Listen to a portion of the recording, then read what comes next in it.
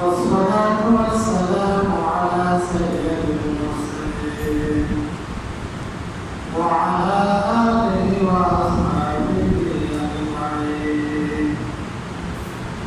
أما بعد فأعوذ بالله من الشيطان الرجيم.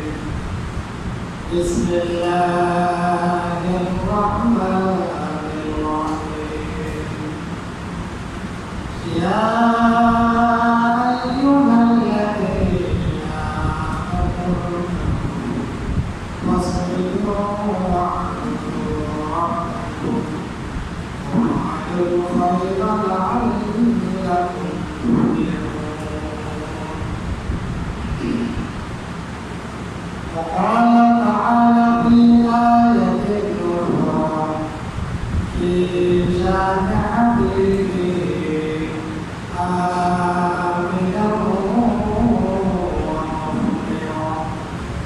إن الله وملائكته يصلون على النبي يا أيها الذين آمنوا صلوا عليه وسلموا تسليما. اللهم صل على سيدنا مولانا محمد وعلى آله سيدنا مولانا محمد. اللهم صل على سيدنا مولانا محمد وعلى آله سيدنا مولانا محمد.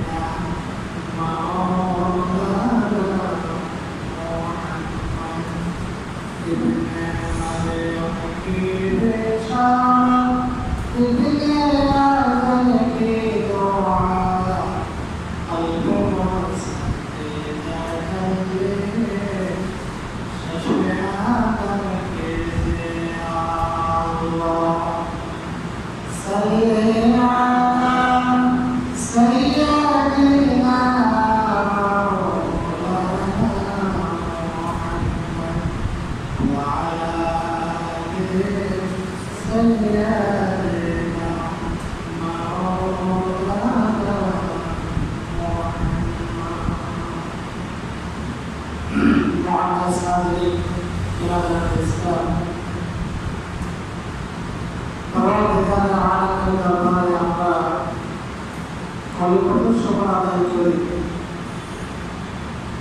আল্লাহ রাব্বুল আলামিন আমাদেরকে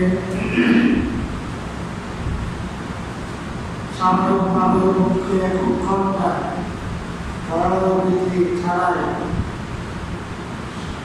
স্বস্তির সাথে সাইয়্যিদুনা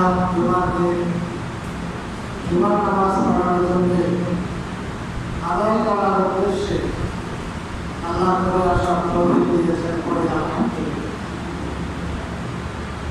সম্মানিত মুসলিম কেরাম আমরা আজ স্বাভাবিকভাবে বাড়ি থেকে আল্লাহর ঘরে এসেছি।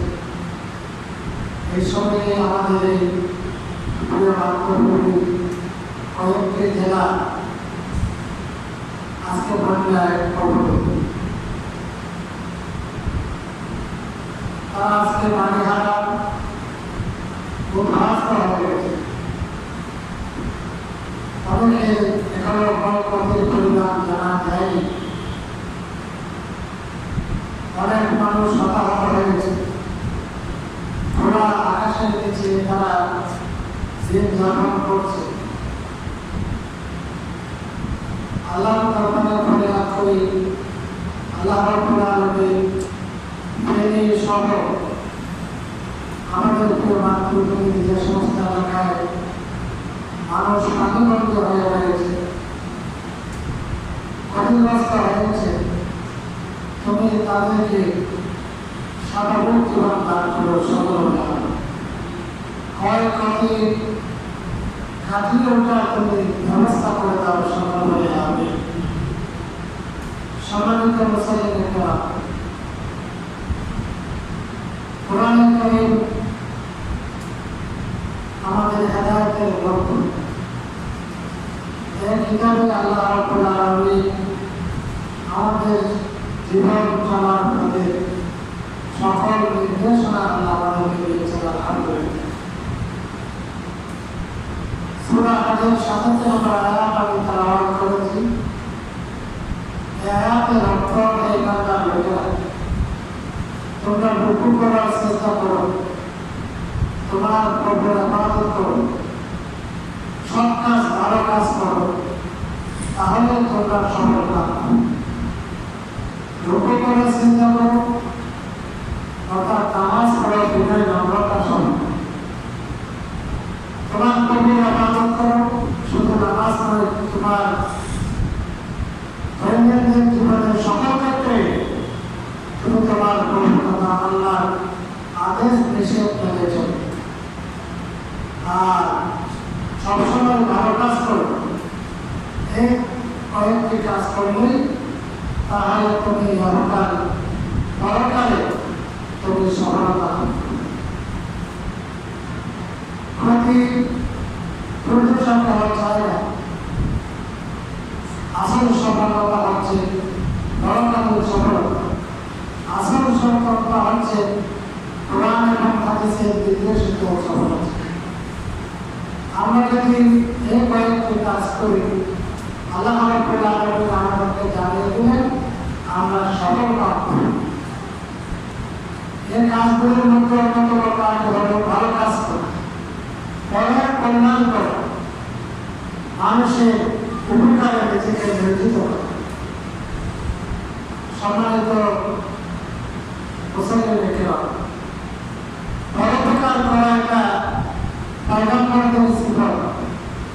মানুষের কল্যাণে এগিয়ে আসা একটা পয়গম্বরদের সিফত চরিত্র। এমনকি পয়গম্বরেরা তাদের দুশমনদের সাথে তারা সদাচরণ করেছেন, কল্যাণকর কাজ করেছেন, তাদের অভাব পূরণ করে তারা তাদের হাত সম্প্রসার করেছে। আমি জানি ইউসুফ আলাইহিস সালামের ভাই বোন ইসা আলাইহিস সালামের কি আচরণ করেছে। কোন অপরাধ ছাড়াই তাকে গভীর করে তাকে নিক্ষেপ করেছিল প্রাণে হত্যা করার উদ্দেশ্যে। ইসুফ আলাইহিস সালাম আল্লাহর সিদ্ধান্তে যাকে আল্লাহ পারেকে, আল্লাহ যাকে বাঁচাতে চান তাকে পৃথিবীতে মারনেওয়ালাকে হারায়। সুবহানাল্লাহ। ইসুফ আলাইহিস সালামকে কুয়াতে নিক্ষেপ করলো দরকার। ইসুফ আলাইহিস সালাম আল্লাহর সিদ্ধান্তে সেখান থেকে নাজাত পেয়ে মিশরে বিক্রি হলেন। সেই মিশরের গাছ পরিবারের কাছে আলোচিত হলেন। দীর্ঘকালের পরিক্রমায় জেল জরিমার পরে সে মিশরের দিনে অধিপতি হয়। সুবহানাল্লাহ। দুর্ভিক্ষ দেখা দিল, ইনসাফ করলেন।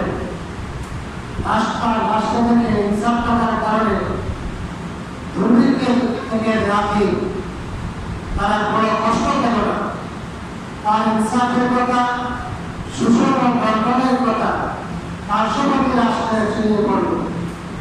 সেখান থেকে তার ভাইরা আসলো।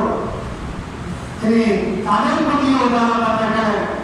তার জাতিকে যতটুকু দিয়েছেন তাদের প্রতিও তিনি ততটুকু সম্পদ যে দুর্ভিক্ষ কাটার জন্য তিনি তাদেরকে সহযোগিতা করেছেন। সুবহানাল্লাহ। তাদেরকে তিনি পরিচয় করেছেন, তিনি জেনেছেন, চিনেছেন। এরা তো তারাই যা আমার ভাই, যা আমাকে ঘুরে নিক্ষেপ করেছে।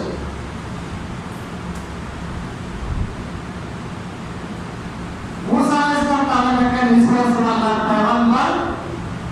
তিনি সদাচরণ, কল্যাণ, পরোপকার, মানুষের কল্যাণে এগিয়ে এসেছেন।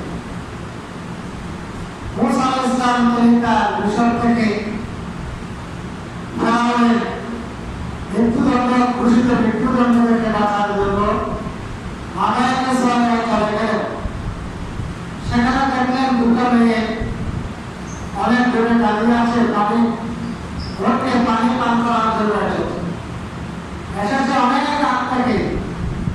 তাদের দিকে ভ্রুক্ষেপ না করে ঘরে যারা এসেছে জাতির লোকেরা তারা তাদের ভোটগুলো পানি পান করে নিয়ে যাচ্ছে।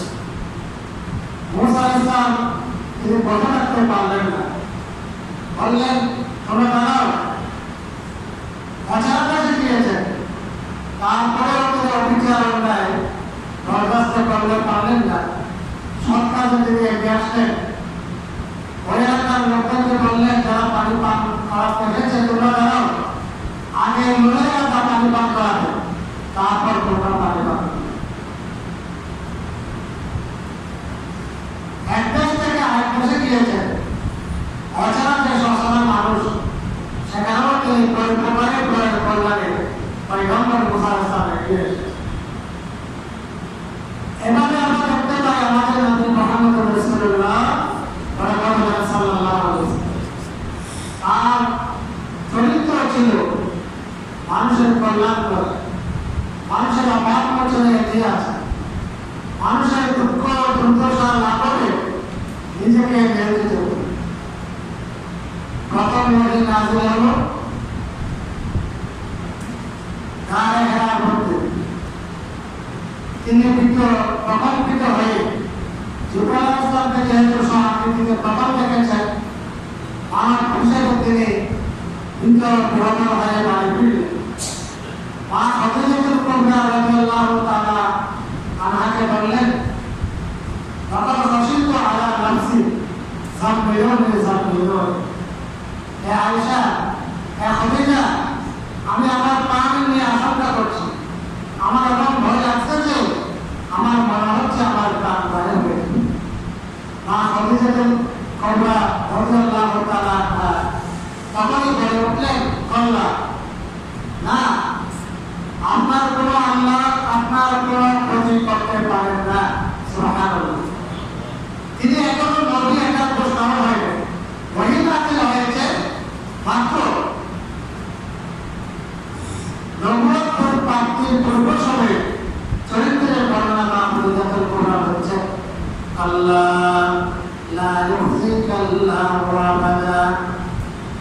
না, নবী মুহাম্মদ সাল্লাল্লাহু আলাইহি ওয়াসাল্লাম তাকে আল্লাহ অসম্মান করবেন, কারণ ইন্নাকা লাতাসিলুর রাহিম, আপনি তো আত্মীয়তার সম্পর্ক রক্ষা করেন। ওয়া তাহমিলুল কাল্লা, যারা বোঝা তুলতে পারে না তাদেরকে বোঝা তুলিয়ে দেন। ওয়া তাকসিবুল মা'রুফা, অসহায় মানুষ যাদের আয় করার কেউ নাই, আয়ের কোনো ব্যবস্থা নাই উপার্জনের, তাদের আপনি আয় রোজগারের ব্যবস্থা করে দেন। ওয়া তাকদিরুস সাইফা, মেহমানকে আপনি যথাযথ মেহমানদারি করেন। ওয়া তুঈনু আলা নাওয়াইবিল হক, ভালো ভালো কাজে আপনি মানুষকে সহযোগিতা করেন। এতগুলো ভালো গুণ, কল্যাণকর গুণ যার মধ্যে সমন্বিত থাকবে, আল্লাহ রাব্বুল আলামিন তার কোনো ক্ষতি করতে পারেন না, তারপরও তাকে অসম্মানী করবেন না। সুবহানাল্লাহ। বুঝা গেল এখান থেকে রাসূল সাল্লাল্লাহু আলাইহি ওয়াসাল্লাম আমাদের নবী নবুয়ত প্রাপ্তির আগ থেকে তিনি এ সমস্ত ভালো কাজে অভ্যস্ত ছিলেন। পরোপকার করা আল্লাহর নির্দেশ, পরোপকার করা নবীদের চরিত্র, পরের কল্যাণ করা নবীদের চরিত্র। এই পরোপকার করা, মানুষের কল্যাণ করা, মানুষের মনে খুশি ফুটিয়ে দেওয়া, এটা নফল কাজের মধ্যে সবচেয়ে বড় নফল কাজ। এর চেয়ে আর কোনো বড় নফল কাজ হবে না। অবস্থা অনুযায়ী অবস্থার পরিপ্রেক্ষিতে এ অনেক নফল কাজও খরচ কাজ থেকে বড় হয়ে যায়। সুবহানাল্লাহ। হাদিস বলছে আব্দুল্লাহ ইবনে উমর রাদিয়াল্লাহু তাআলা আনহু থেকে বর্ণিত, এক ব্যক্তি এসে আল্লাহ রাসূলকে বলছেন, আইয়ুন নাস আহাব্বু ইলাল্লাহ ওয়া আইয়ুল আমাল আহাব্বু ইলাল্লাহ।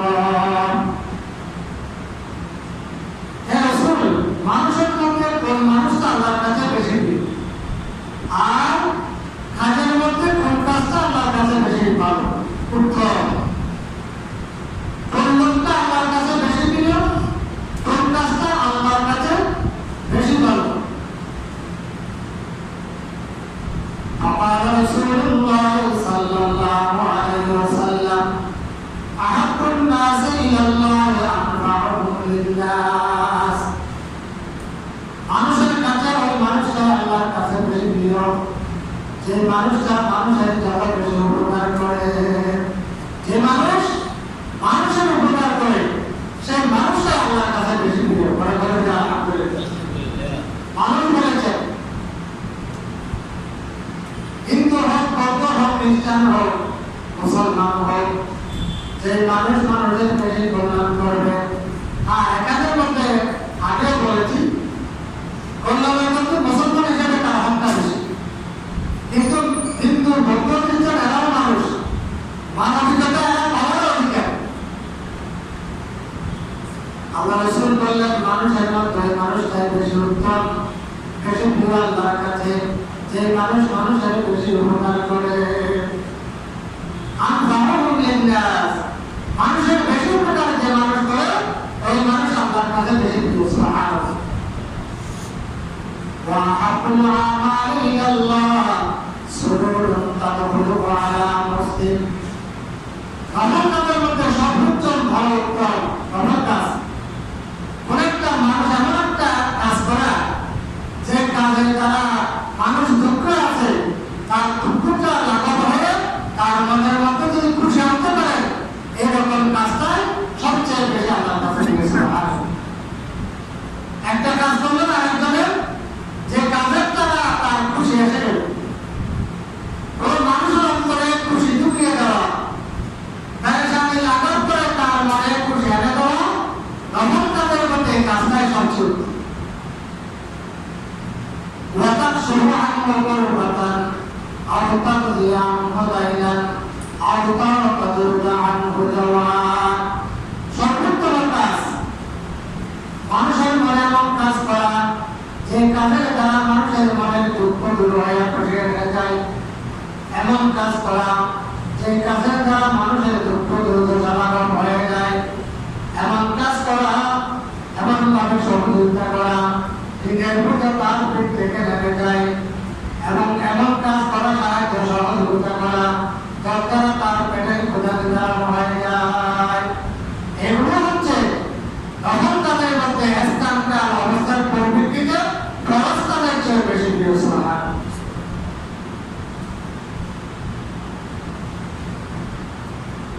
ব্যাংকে বয়স করছে আল্লাহ রাসূল বলছে ন্যায় করে বলে আমশিয়ামা ফি হাজাতিন।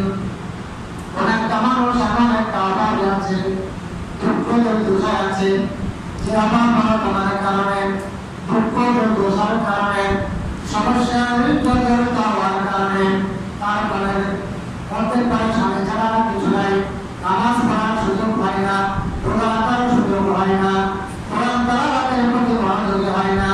এইরকম যদি কেউ দুঃখ দুর্দশার মাঝে লিপ্ত থাকে, এই অবস্থায় আমি রাসূল ওই ব্যক্তির দুঃখ দুর্দশা লাঘব করা নয়, তার দুঃখ দুর্দশা লাঘব করার জন্য তার সাথে হাতাটা আমার এই মসজিদে আহাব্বু ইলাইয়া মিন আন আ'তাকিফা ফি হাযাল মাসজিদি শাহরা।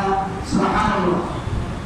আমার এই মসজিদে নবী রাসূল বলেছেন আমার এই মসজিদে নবীর মধ্যে আমি রাসূল এক মাস ইতিকাফ করা জগতের প্রিয়। কোন একটা মানুষ অভাবে পড়েছে, দুঃখে পড়েছে, সমস্যায় পড়েছে, তার সমস্যা দুঃখ দুর্দশা লাঘবের কোনো পথ খুঁজে পাচ্ছে না, এমন অবস্থায় আমি নিজে তো পারতেছি না, তার সমস্যা অভাব অনটন দূর করে দেওয়ার জন্য তাকে নিয়ে হাত আটা আমার মসজিদে নববীতে এক মাস ইতিকাফ টাকার চেয়েও আমার কাছে বেশি প্রিয়। সুবহানাল্লাহ। চিন্তা করে দেখেন যে মানুষের সমস্যার সমাধান করাটা কত সহজ আল্লাহর কাছে, শুধু হাতাটাই যদি অবস্থা হবে।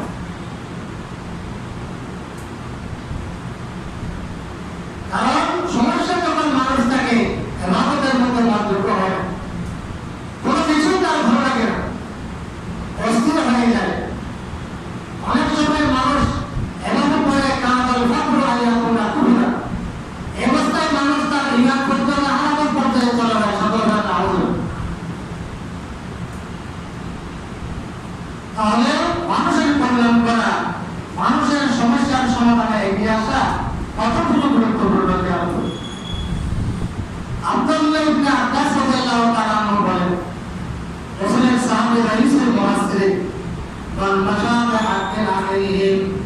ওয়াজিয়াহু ফালাহু বিকুল্লি খুতওয়াতিন সাদাকা। রাসূল তো বলেন হাঁটাটা এক মাসে অর্জিত যদি 1000 টাকার চেয়ে আমার কাছে বেশি প্রিয়। আব্দুল্লাহ ইবনে আব্বাস রাদিয়াল্লাহু তাআলা বলেছেন, কোন মানুষ যদি তার একজন মুসলমান ভাই হক আদায় করার জন্য, সমস্যার সমাধানের জন্য তার সাথে হাতে সাহায্য করে না, শুধু তার সাথে হাতে ফালাহু বিকুল্লি খুতওয়াতিন সাদাকা। আপনি যে হাঁটবেন প্রত্যেকটা কদমে আল্লাহ সাদকা করার সওয়াব করবে। সুবহানাল্লাহ। একটা একটা আপনি কদম মারবেন, প্রত্যেকটা কদমের মধ্যে আল্লাহ কমপক্ষে 10টা নেকির সওয়াব আল্লাহ আপনাকে দান করবে। আল্লাহ রাসূল আরো বলেন, এটা তো দুনিয়াতে পাচ্ছেন, মান কানা ফি হাজাতিহি কানা আল্লাহু ফি হাজাতিহি ওয়া মান ফাররাজা আন মুসলিমিন কুরবাতান ফাররাজাল্লাহু আনহু কুরবাতান মিন কুরবাতি ইয়াউমিল কিয়ামাহ। পৃথিবীতে সমস্যায় পড়বে না, পড়বে না এমন কোনো মানুষ নেই। সমস্যা নাই একমাত্র আল্লাহ রাব্বুল আলামিন, আল্লাহু গনি, আল্লাহু সামাদ। সমস্যা মুক্ত একমাত্র কে? আল্লাহ। সামাদ আল্লাহর সিফত, সবাই মোতাবেক সকলে সমস্যাগ্রস্ত হবে। সমস্যাগ্রস্ত হবে না এমন কেউ দাবি করতে পারে না, পারবে না। এমন অবস্থায় আল্লাহ রাব্বুল আলামিন বলেন, মান কানা ফি হাজাতিহি কানা আল্লাহু ফি হাজাতিহি। যে মানুষ আরেকবার সমস্যায় এগিয়ে আসবে, ওই মানুষ যখন তার সমস্যায় পড়বে, আল্লাহ তার সমস্যার সমাধানের ব্যবস্থা করে দেবে। আলহামদুলিল্লাহ। আপনি আরেকজনের সমস্যায় দুঃখজনক এগিয়ে আসেন, আল্লাহ বলেন আপনি তুমি যখন সমস্যাগ্রস্ত হবে, তোমার সমস্যা থেকে তোমার উদ্ধারের জন্য আমি আল্লাহ মানুষকে এগিয়ে আসার জন্য, সমস্যা থেকে তুমি উত্তরণ হওয়ার ব্যবস্থা আমি আল্লাহ করে দেবো। সুবহানাল্লাহ।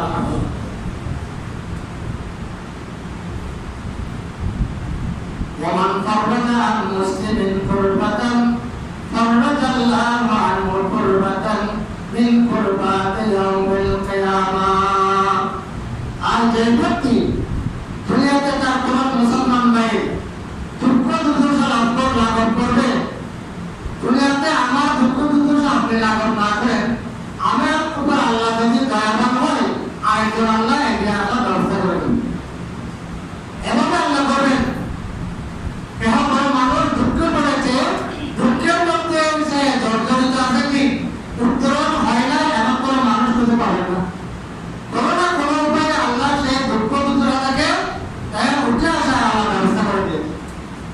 কিয়ামতের ময়দানটা এমন অবস্থা, সেখানে আল্লাহ ব্যবস্থা না করলে বিকল্প কোনো ব্যবস্থা থাকবে না। আল্লাহ রাব্বুল আলামিন ফিরআউন যখন বলেন, মান ফাররাজা আন মুসলিমিন কুরবাতান ফাররাজাল্লাহু আনহু কুরবাতান মিন কুরবাতি ইয়াউমিল কিয়ামাহ। যে ব্যক্তি দুনিয়ার জীবনে কোন মুসলমানের দুঃখ দুর্দশা অনাবরত লাঘব করবে, দূর করে দেবে, কিয়ামতের ময়দানে যখন মানুষ মা তার ছেলে থেকে পলায়ন করবে, ছেলে তার মা থেকে পলায়ন করবে, স্বামী তার স্ত্রী থেকে পলায়ন করবে, স্ত্রী তার স্বামী থেকে পলায়ন করবে, বন্ধু তার বন্ধু থেকে পলায়ন করবে, এই অবস্থায় তার দুঃখ দুর্দশা আল্লাহ রাব্বুল আলামিন নিজেই তার দুঃখ দুর্দশা লাঘব করে দেবেন। আলহামদুলিল্লাহ। আপনি একজন ভাইয়ের দুনিয়াতে দুঃখ দুর্দশা লাঘব করেছেন, আল্লাহ বলেন কিয়ামতের দিন তোমার কেউ থাকবে না, অনেক তুমি দুঃখে দুর্দশিত হয়ে যাবে, আমি আল্লাহ তখন তোমার দুঃখ দুর্দশা লাঘবের ব্যবস্থা করে দেবো নিজে। সুবহানাল্লাহ। আল্লাহু ফি আউনিল আবদি মা তাআমাল আবদু ফি আউনি আখিহি। দুনিয়ার জীবনে যতক্ষণ পর্যন্ত মানুষের সাহায্যে থাকবে, আল্লাহ রাসূল বলেন আল্লাহ ততক্ষণ পর্যন্ত বান্দার সাহায্য সহযোগিতা রাখবে। তাহলে যদি আপনি মানুষের সাহায্য থাকেন, আল্লাহ দুনিয়াতেও আপনাকে সহযোগিতা করবে, কবরেও করবে, হাসরের ময়দানে করবে। আলহামদুলিল্লাহ।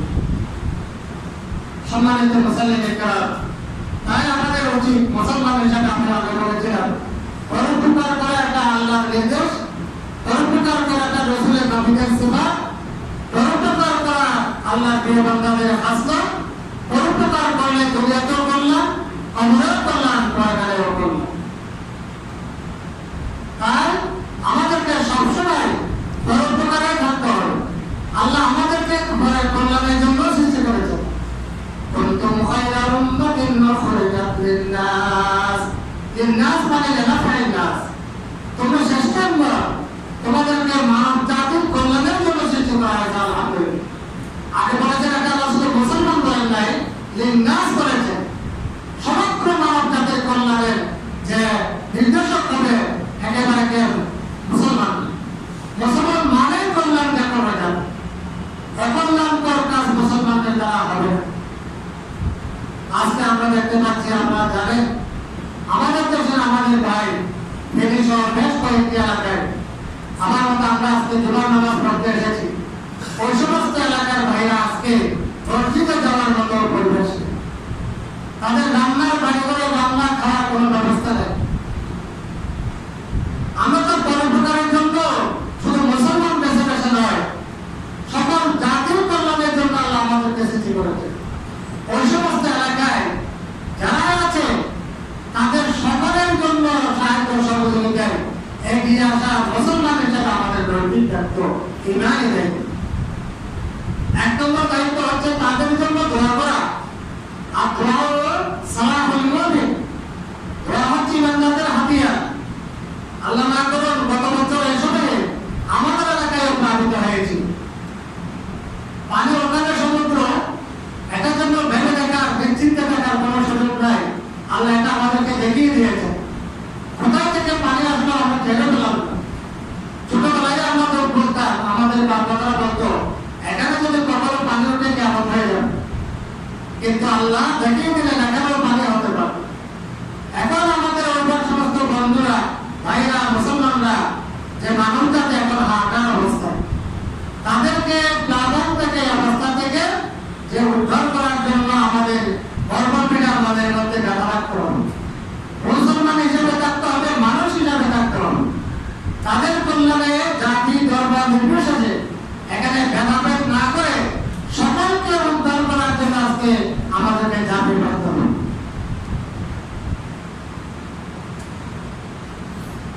কিয়ামতের দিনে সেই হাদিসটা প্রায় সময় বলি, আল্লাহ প্রশ্ন করবেন, বলবেন বান্দা আমি অসুস্থ ছিলাম না, তুমি আমার চিকিৎসা করো নাই, আমি বিভাসিত ছিলাম, আমাকে তুমি পানি দাও নাই, আমি ক্ষুধার্ত ছিলাম, তুমি আমাকে খাবার দাও নাই। বান্দা তখন বলবে আল্লাহকে, আল্লাহ কি বলেন? আমার এলাকার ইমাম সাহেবকে যে সম্মান আমি করেছি, কি বলেন তুমি আল্লাহকে পেলে তো তার চেয়ে কি করতাম, এটা তো বলাই মুশকিল।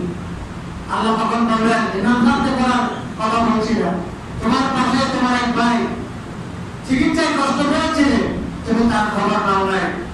তোমার পাশে এক ভাই ক্ষুধার যন্ত্রণায় চটপট করেছিল, তুমি তার খবর নাও নাই। তোমার পাশে তোমার এক ভাই পানিতে কষ্ট পেয়েছিল, তুমি তার খবর নাও নাই। তার এই অভাবটুকু আমি আল্লাহ সৃষ্টি করে দিয়েছিলাম। তুমি যদি তার পানির ব্যবস্থা করতে, চিকিৎসার ব্যবস্থা করতে, তার খাবারের ব্যবস্থা করতে, তাহলে আমি আল্লাহ খুশি হয়ে যেতাম। সুবহানাল্লাহ। তাই কিয়ামতের এই বন্যার প্লাবিত মানুষের সাহায্য সহযোগিতায় দোয়া যদি না করি, তাদের সহযোগিতা করার যদি সামর্থ্য সুযোগ থাকা সত্ত্বেও যদি আমরা না করি, কিয়ামতের ময়দানে আমাকে আপনাকে আল্লাহর দরবারে জবাবদিহিতার সম্মুখীন হতে হবে। সমস্ত মুসলমানরা একটা শরীরের নিয়ে আল্লাহ রাসূল বলেছেন, তার যদি একটা হাতে ব্যথা হয়, চোখ থেকে পানি না পানি বাইরে হয়, আর পানি যখন বাইরে হয় হাত দিয়ে সেখানে তাকে বসতে দেয়। ব্যথা পেয়েছে হাতে, অশ্রু বিসর্জন চোখে, চোখ থেকে যখন পানি সরে হাত তখন আর ব্যথিত হাত আর ভালো থাকতে পারে না, হাত তাহলে তখন পানিটা বসতে দেয়। মুসলমানদের সম্পর্ক এরকমই হয়ে থাকে। তাই আসুন আমরা আমাদের এই সমস্ত এলাকায় যে সমস্ত এলাকা বন্যা প্লাবিত হয়েছে, প্রথমত আল্লাহর দরবারে দোয়া করি, আল্লাহ সমস্ত এলাকায় কেন হচ্ছে আপনারা জানেন। এটা রাজনীতি না, আমাদের পার্শ্ববর্তী রাষ্ট্র, এটা বন্ধু রাষ্ট্র, তাদের থেকে এরকম আশা করা যায় যে কল্পনা কি তারা এই বর্ষার সময় পানিগুলো ছেড়ে দেয়, আর গ্রীষ্মের সময় তারা পানিটা যখন দরকার তখন তারা বন্ধ করে। পানি এখানে নিচে পানি ছাড়তে হবে ঠিক, কিন্তু এইভাবে পানি ছাড়া যাতে নিম্নাঞ্চল প্লাবিত হয়ে যায়, এটা তো একটা সুবিধা একটা মেনে নেওয়া যায়।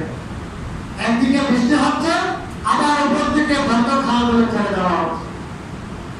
তাই আসুন আল্লাহর দরবারে আমরা প্রয়াস করি, আমাদের ওই এলাকার যে সমস্ত লোক আছে আল্লাহ যেন তাদেরকে বন্যা থেকে তাদেরকে স্বাভাবিক দিনে ফিরে আসার আল্লাহ ব্যবস্থা করে দেন, সকলে বলে আমিন। এবং যারা যে অবস্থাতে ক্ষতি হয়েছে এই ক্ষতিগুলো পুষিয়ে দেওয়ার জন্য আমাদের দেশের সকল সামর্থ্যবান ব্যক্তিকে এই নিরাশার জন্য আল্লাহ যেন ব্যবস্থা করে দেন, সকলে বলে আমিন। আমাদের এলাকাকে আপনারা অত্যন্ত সহযোগিতা করেছেন। আমাদের এলাকা থেকে যে আমাদের ওলামা ভাষায় যে একটা কমিটি আছে, আমাদের সৌদি মাদ্রাসার সাবেক অধ্যক্ষ যারা মৌলানা আব্দুল মেজাবের ব্যক্তিত্বে, এখানে আজকে সারা জুলাই আমাদের দেশে সমস্ত আমাদের এলাকায় কালেকশন করা হয়েছে। আমাকে বলা হয়েছে আপনাদেরকে বলার জন্য বাইরের লোক জানাবেন, আপনারা আপনাদের সামর্থ্য অনুযায়ী ইনশাআল্লাহ আমরা 100% নিশ্চয়তার সাথে আশ্চর্যভাবে বলতে পারছি আপনাদের এই সহযোগিতাগুলো যথাস্থানে ইনশাআল্লাহ পৌঁছে যাবে। আপনারা আপনাদের সামর্থ্য অনুযায়ী এই বন্যার্থদের সহযোগিতার জন্য আপনারা আপনাদের হাত সম্প্রসারিত করবেন। আল্লাহ আমাদের ওই এলাকার বাইরেকে আল্লাহ করে স্বাভাবিক জীবন দান করে, সকল বলে আমিন। এরকম দুর্যোগ থেকে আমাদের দেশকে আপনি রক্ষা করুন,